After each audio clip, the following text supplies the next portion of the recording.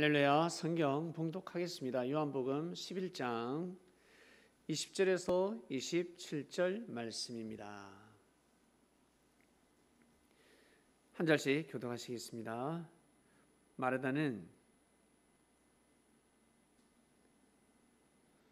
예수 오신다는 말을 듣고 곧 나아가 맞대 마리아는 집에 앉았더라. 마르다가 예수께 여짜오되 주께서 여기 계셨다면 내 오라비가 죽지 아니하였겠나이다. 그러나 나는 이제라도 주께서 무엇이든지 하나님께 구하시는 것을 하나님이 주실 줄을 아나이다. 예수께서 가라사대 네 오라비가 다시 살리라. 마르다가 가로되 마지막 날 부활에는 다시 살 줄을 내가 아나이다. 예수께서 가라사대 나는 부활이요 생명이니 나를 믿는 자는 죽어도 살겠고 무릇 살아서 나를 믿는 자는 영원히 죽지 아니하리니 이것을 네가 믿느냐? 가로되 주여 그라하외다. 주는 그리스도시요 세상에 오시는 하나님의 아들이신 줄을 내가 믿나이다. 아멘. 말씀의 주제는 부활하리라. 부활하리라. 부활은 죽음에서 다시 살아나는 것입니다.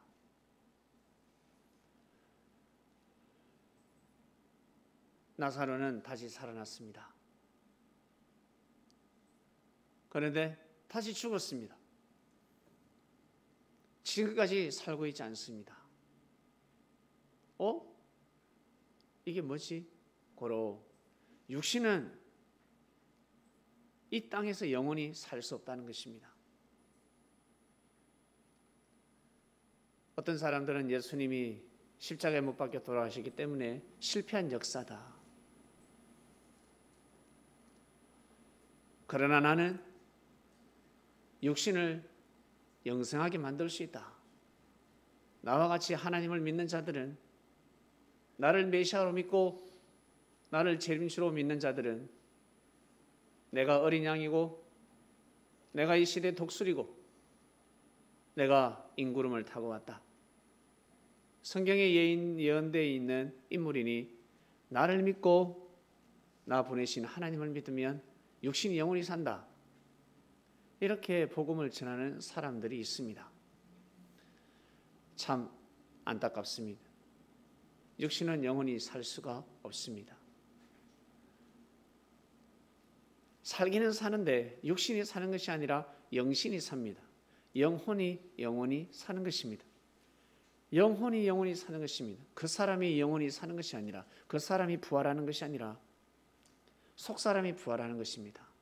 부활이란 다시 산다, 다시 태어난다, 거듭난다라는 말하고 똑같습니다. 거듭난다, 다시 태어난다는 거 아니겠습니까? 육신이 다시 태어나는 것이 아니라 영이 태어나는 것입니다. 영의 삶으로 이어지는 것입니다.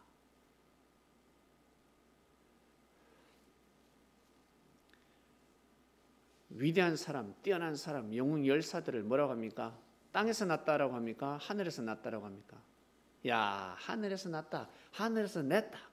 야, 진짜 선택받은 자다. 이런 표현을 씁니다. 그처럼 우리가 영원히 산다는 것은 하늘이 하시는 일일진데 하늘이 그렇게 정해놓으셨습니다. 이것이 엄청난 축복입니다. 예수님의 부활은 육신의 부활이 아니라 영혼의 부활이라는 것을 우리는 믿습니다. 영혼의 부활을 믿어야지만이 하나님 역사를 논할 수가 있습니다. 하나님 섭리를 논할 수 있습니다. 영원한 세계를 논할 수 있습니다. 그런데 육신이 부활했다라고 하면 어떻게 되는 줄 아세요?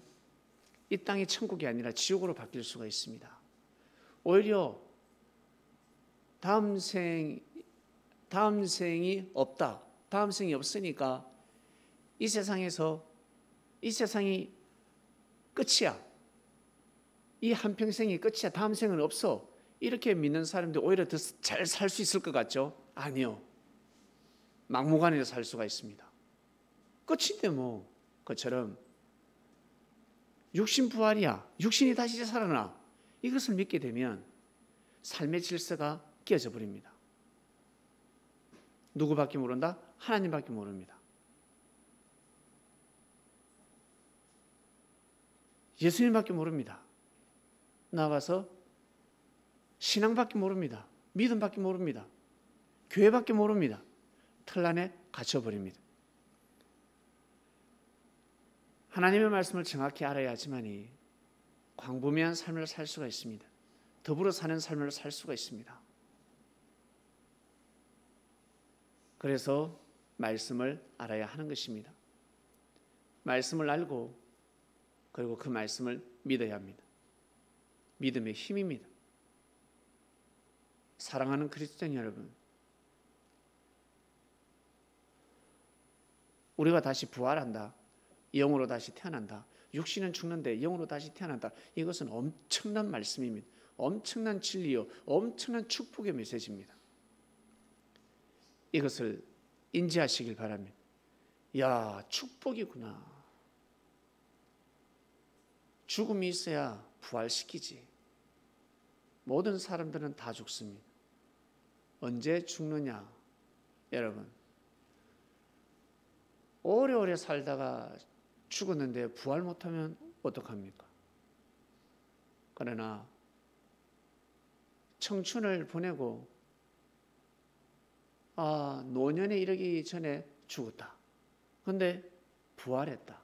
영생의 삶을 산다. 여러분 어떤 삶을 택하시겠습니까? 여러분 오래오래 살았습니다. 만수무강하고 있습니다.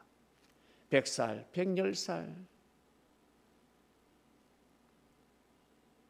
그런데 영생의 삶으로 이어지지 못합니다. 그러한 삶을 살고 싶습니까?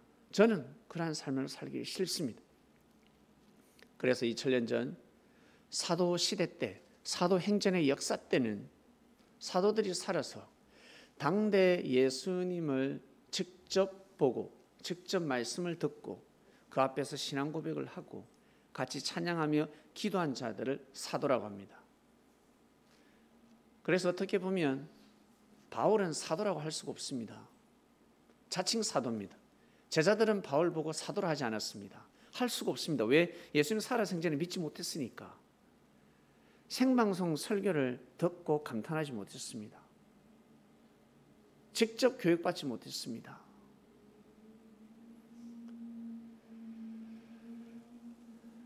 그래서 본인 스스로 사도 해야 됩니다. 나 사도다, 나 사도, 사도된 바울이 전한다. 베드로는, 요한은 그러지 않습니다. 스스로 사도라 하지 않습니다. 자칭 사도가 되어버린 것입니다.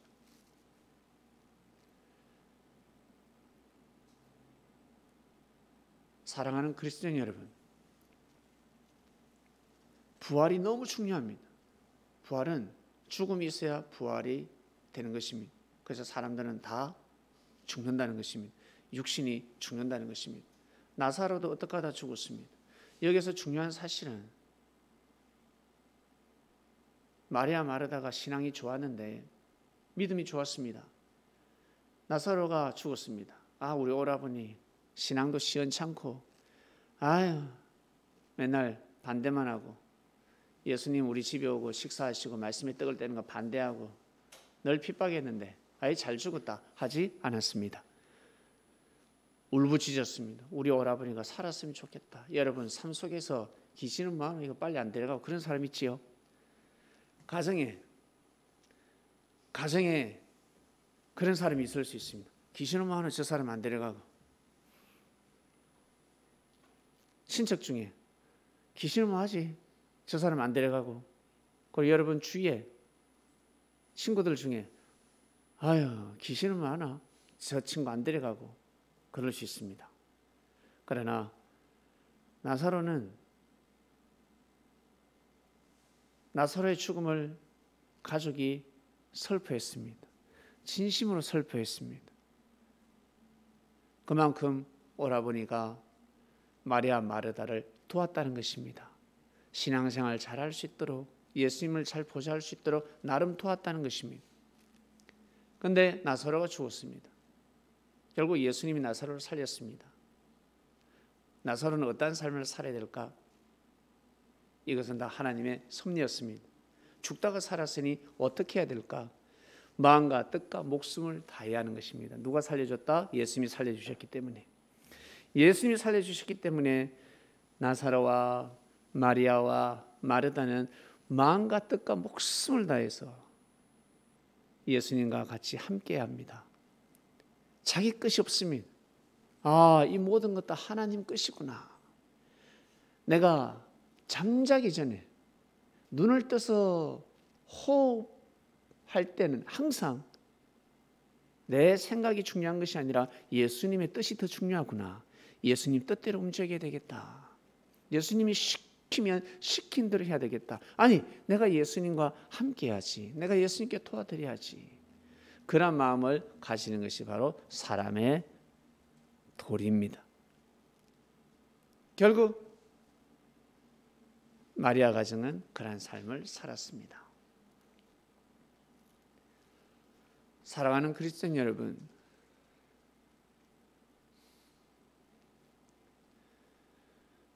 죽어야지만이 부활시켜 줄 수 있습니다. 나사로가 죽었기 때문에 예수님이 살려주셨습니다. 이것은 하나님의 섭리였습니다. 하늘의 뜻이 있었습니다. 여러분, 살아가다가 죽음을 맞이한 적이 있습니까? 죽고 싶을 정도로 괴로울 때가 있었습니까? 차라리 죽는 게 낫다. 이렇게 사니까 차라리 죽자. 그럴 때가 있었습니까? 이유가 무엇입니까? 뭐 때문에?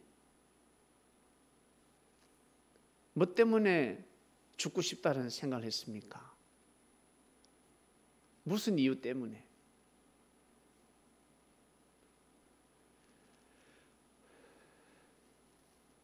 물질 때문에? 아니면 사랑 때문에? 99%가 이 둘 중에 하나입니다. 사랑 때문 아니면 물질 때문에. 물질이 없어서 물질로 인해 고통을 받으니까 죽고 싶다. 그리고 사랑의 배신감, 사랑이 끼어졌다. 죽고 싶다. 99%입니다. 1%는 너무 몸이 아프다. 아파서 더 이상 못 살겠다. 나 그냥 자는 잠에 죽었으면 좋겠다. 1%입니다. 대부분의 사람들이 물질 때문에 그리고 사랑 때문에 죽음을 택합니다. 물질이 많으면 죽음을 택하지 않을 것입니다. 많은 사랑을 받으면 죽음을 택하지 않을 것입니다. 그런데 죽음을 택하는 순간 0.0001초 만에 후회하게 됩니다. 앞불사. 특히 자살하는 사람들, 뛰어내리는 사람들, 앞불사. 바로 후회해버립니다. 그만큼 죽음이 무서운 것입니다. 예수님의 제자들, 그리고 이 시대의 예수님의 제자들, 선민들이요,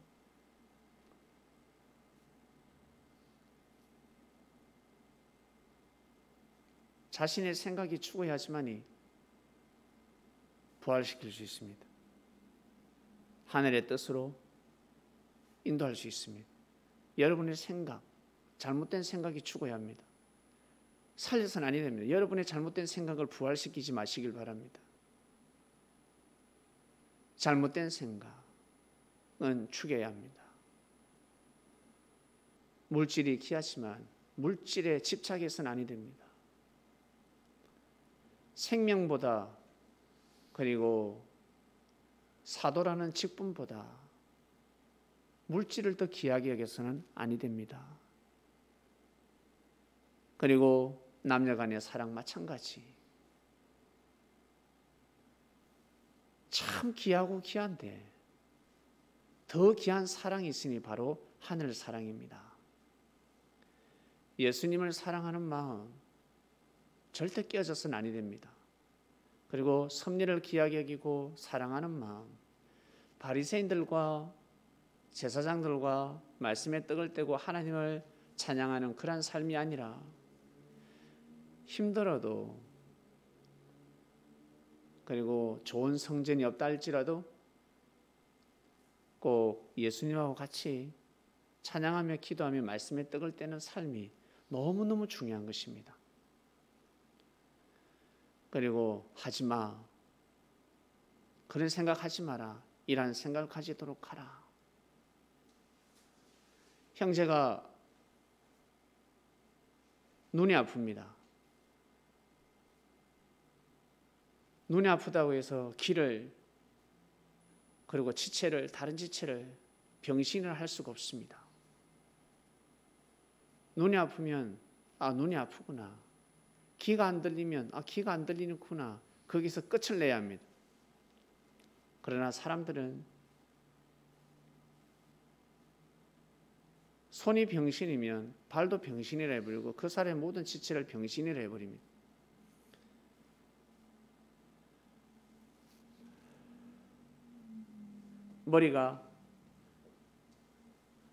머리가 잘못되기 전에는 절대 병신이다, 끝이구나 라고 해서는 아니 됩니다. 머리가 죽는다. 머리가 죽는다는 것은 예수님을 향한 믿음이 완전히 죽는 것입니다. 섭리를 향한 믿음이 완전히 깨어지는 것입니다.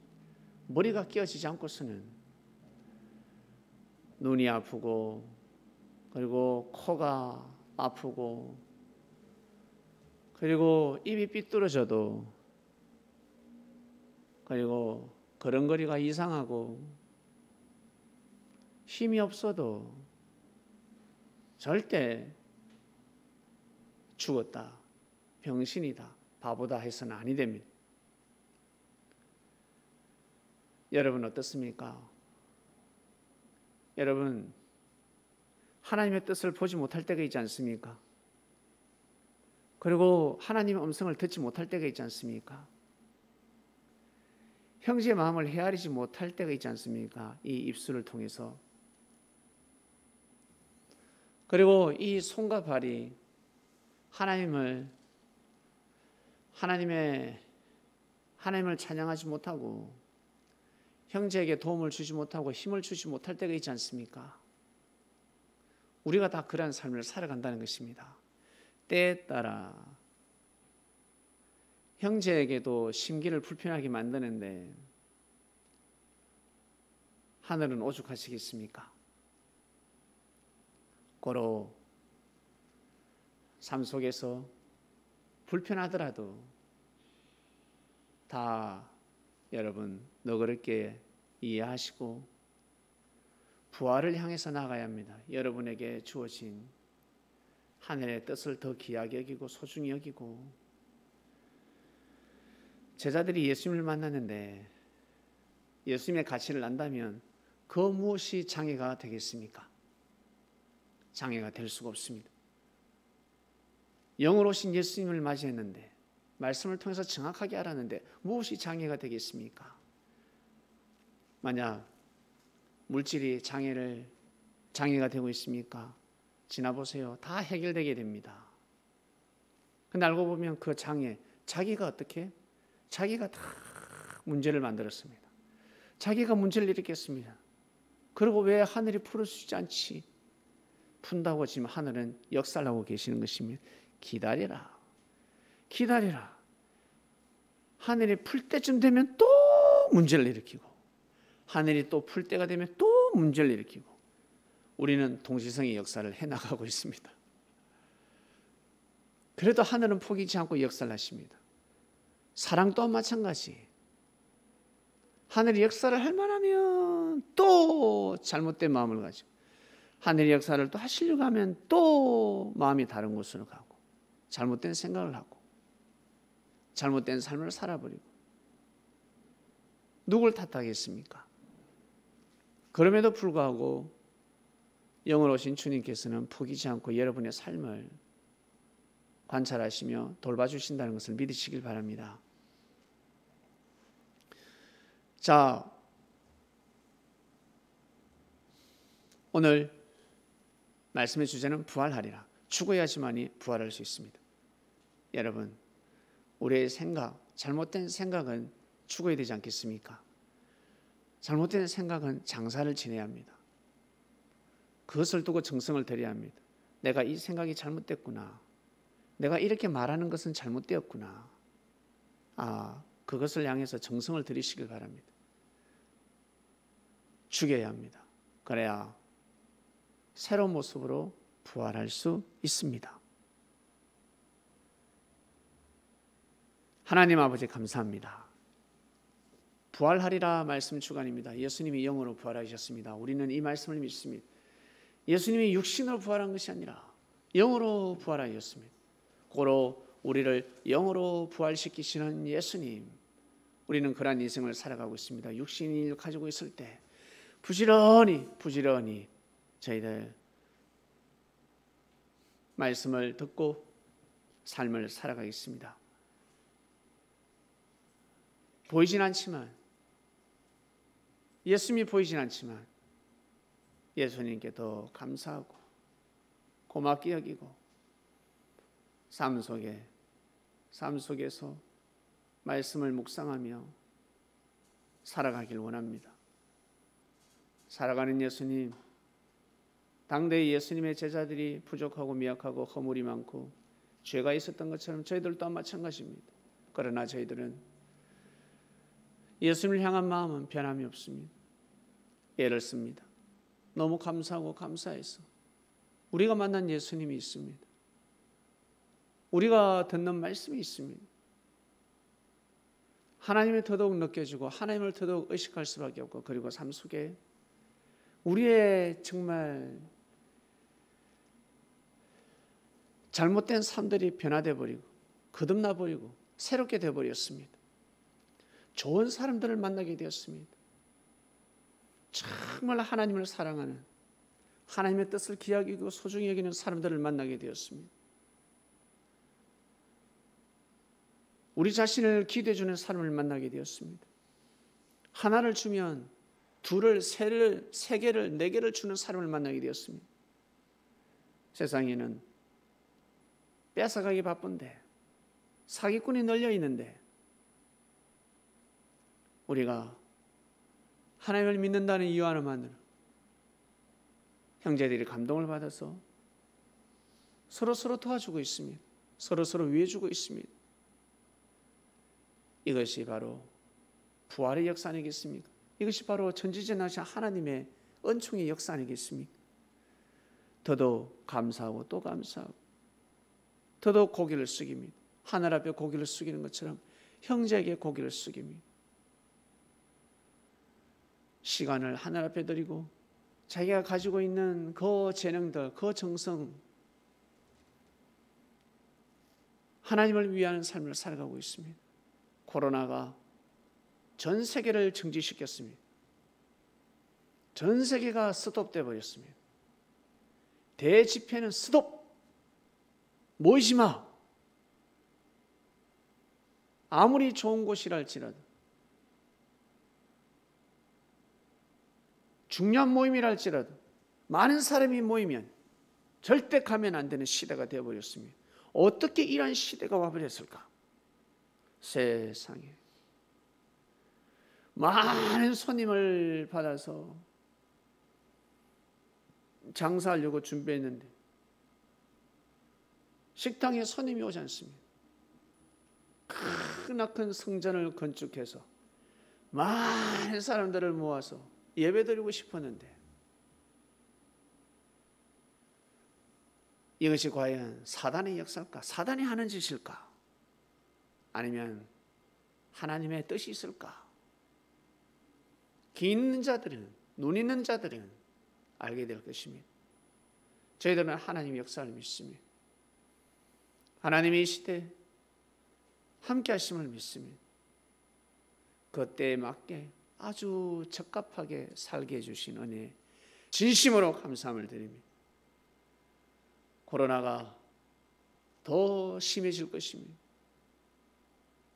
지구 반대쪽에서는 난리가 났습니다. 우리나라는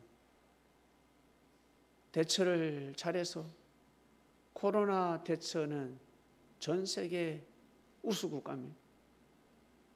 정부가 지혜를 받아서 방역 대책을 잘하게 해주신 은혜 진심으로 감사함을 드립니다. 저희들 이 코로나 시대에서 살아남게 하여 주시옵소서. 하나님이 정하신 때 마지막 때까지 살다가 부활하고 싶습니다. 못 먹어도 돈이 많이 물질이 많이 없어도 코로나만큼은 걸리지 않게 해주시고, 코로나 걸리지 않으려면 어떠한 삶을 살아야 되는지, 어떠한 사람을 만나고 어떠한 사람을 만나지 않아야 되는지 답이 나오게 됩니다. 조심하고 조심하는 인생을 살게 해주시옵소서. 감사합니다. 이 시간 같이 예배드린 우리 그리스도인들 마지막 날에 반드시 주께서 살리십니다. 엄청난 역사가 준비되어 있고 예정되어 있으니 육신을 쓰고 살 때 정말 후회 없는 삶, 나사로 같이, 마리아 같이, 마르다 같이 그러한 삶을, 그러한 마음으로 예수님을 쫓는 이 시대 그리스도인들 되게 하여 주시옵소서. 감사합니다. 예수님의 이름으로 기도드립니다. 아멘.